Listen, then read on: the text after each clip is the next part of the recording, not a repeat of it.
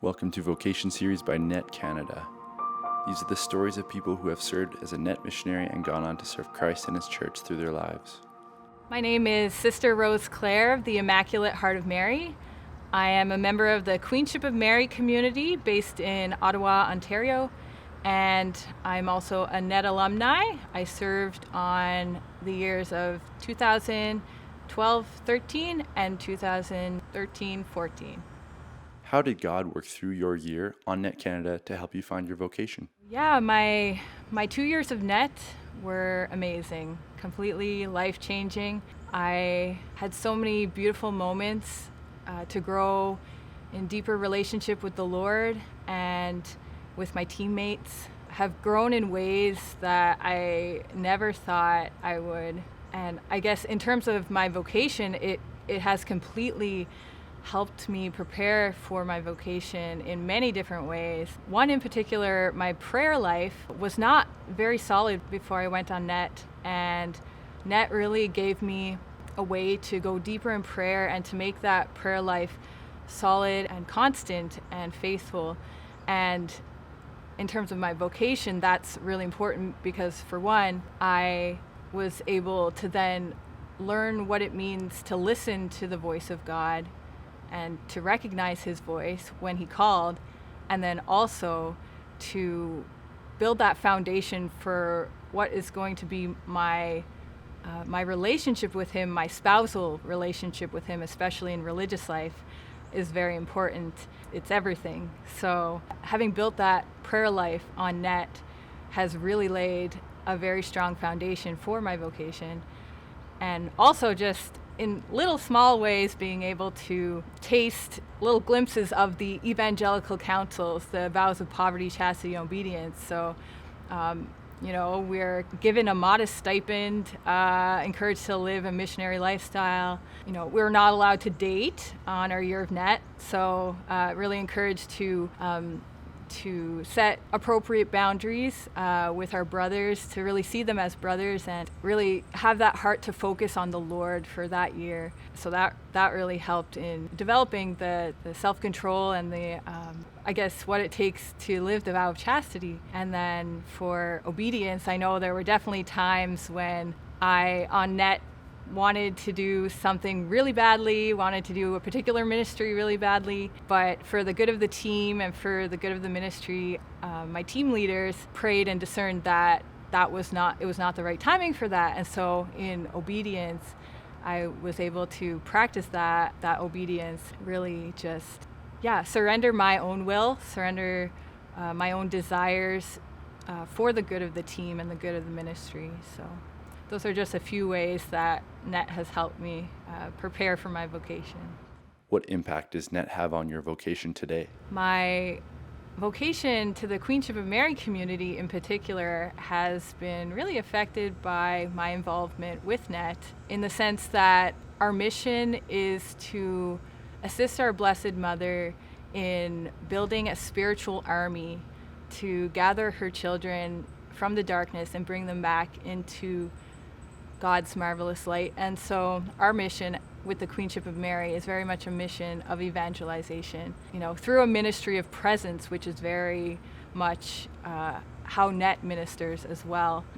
Just having had that experience with NET, I really got a taste of that, of what I would be eventually doing now in my vocation with the Queenship of Mary, and being able to go out and bring those who are lost back into God's light, specifically now through our Blessed Mother. So it's been amazing to have that experience with NET, and I'm so grateful to have had that foundation in order to now be able to live it out in my vocation with the Queenship of Mary community. What is your favorite childhood movie? I really liked Disney movies a whole lot. I don't know, a lot of other kids maybe liked, the classic Lion King and those ones. I really liked one that was maybe a little bit more underrated, Snow White, classic. For some reason, really love that movie. So, if you could write a best-selling book, what would it be about? Okay, so, maybe stay on the Disney princess theme.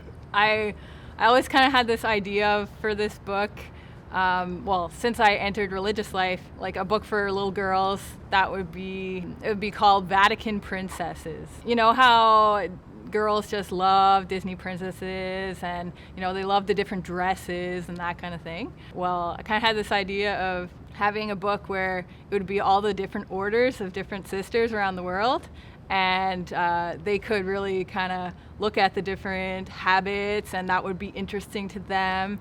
And then, but then also get to learn about the different orders, and but also realize that, Vatican princesses, like we are daughters of the king, just have that inspiration to look up to when it comes to religious life. So, What would you tell someone who's interested in doing NET? anyone who was interested in doing NET, I would tell them just go for it. It's an amazing, life-changing experience. You won't regret it. And even if you're hesitant, you're not sure, there's a little slogan that a priest, his name is Father Rob Gallia, and his motto is "Do it scared."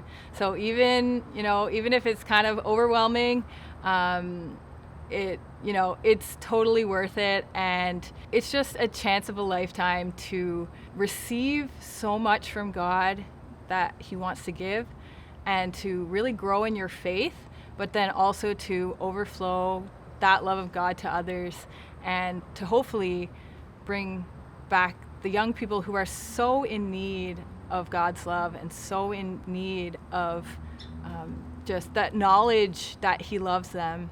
What are some of your tips and tricks for becoming a saint?